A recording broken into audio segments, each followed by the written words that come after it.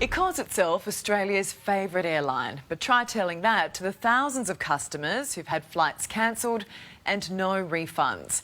They've joined a class action against Qantas, wanting the flying kangaroo to cough up. That's hard-earned money that goes towards plenty of other things for my own family, not for the bottom line of Qantas.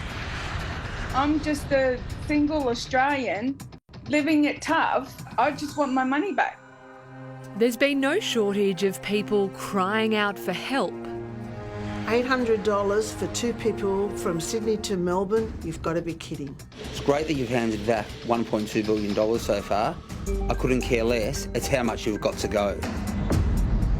You told us your stories as you battled to get back what was yours. Qantas is an Australian airline. We support them because we always fly Qantas, but it's so frustrating that they just don't have their act together. Alan Joyce, give me my refund.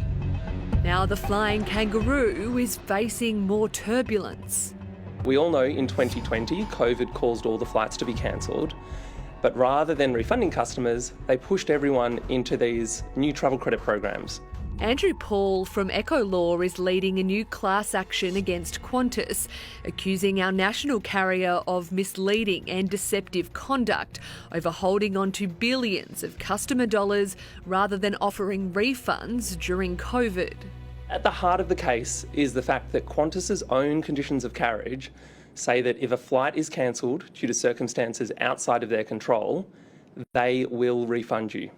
Andrew says despite the fact Qantas has extended the flight credits and is starting to refund customers now, it's not enough.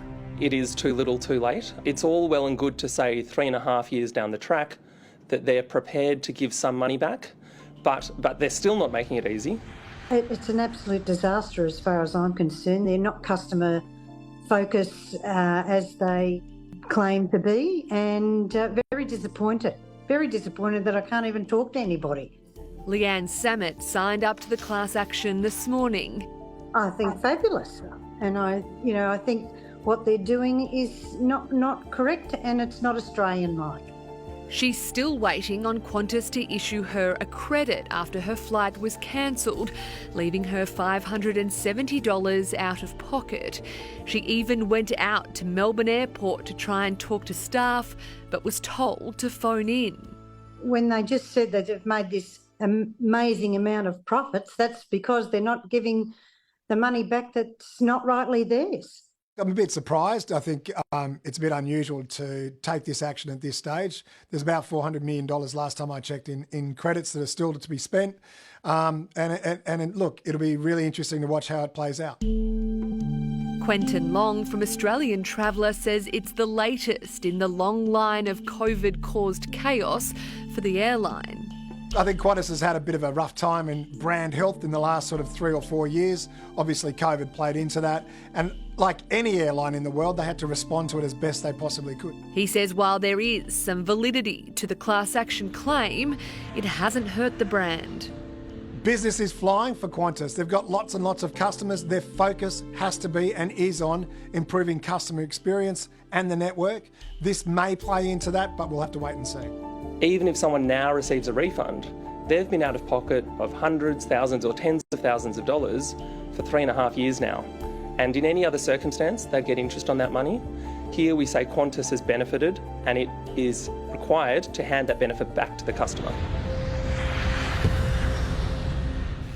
And Qantas told us it completely rejects the claims, adding it's already processed more than $1 billion in refunds.